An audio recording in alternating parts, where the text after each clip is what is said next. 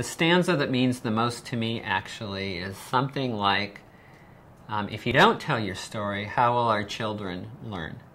And to me, that's what's really important about everything that we do, is that if we don't tell our stories, and fortunately many more of us are now, but if we don't tell our stories, how are our children going to know what we've gone through and how that has impacted them and what they might be able to do? I talked earlier in the day at a workshop about the League of the Physically Handicapped in the 1930s, and they were a group that did protests about New Deal programs that didn't hire people with disabilities.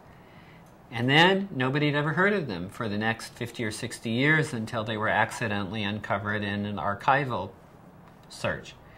Well, I don't want that to happen with the disability rights movement of today. I want people to know what we did and to have an impact forever.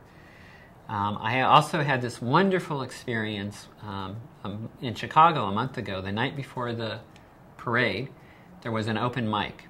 And there were a lot of people there from Access Living, the independent living center in Chicago, and some people from other places. And they were reading, they read poetry, they voice synced to a song, somebody there did a rap. All kinds of different pieces were being read. And I had brought Tell Your Story with me. And I got up there, I was the last person to speak, and I said, well, I usually do this poem, Tell Your Story, but I don't need to do that tonight because you've all told your stories. And I didn't. And so that was wonderful. People are telling their stories. And that's why, on a roll, the film about Greg Smith, The Kids Are All Right, the video that is being done about Mike Irvin, still the 60 Minutes interview with Ed Roberts that was done, I don't know how many years ago now, a lot of years ago.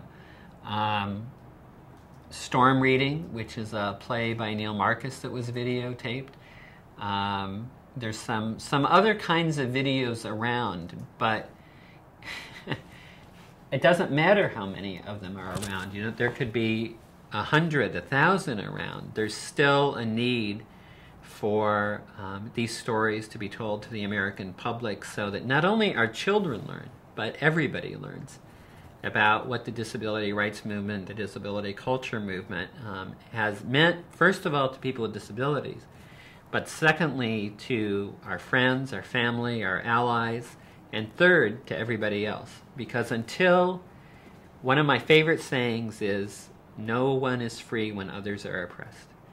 Until we're all an equal part of society, no one's an equal part. So, for those and other reasons, it's really important to get work like this out there.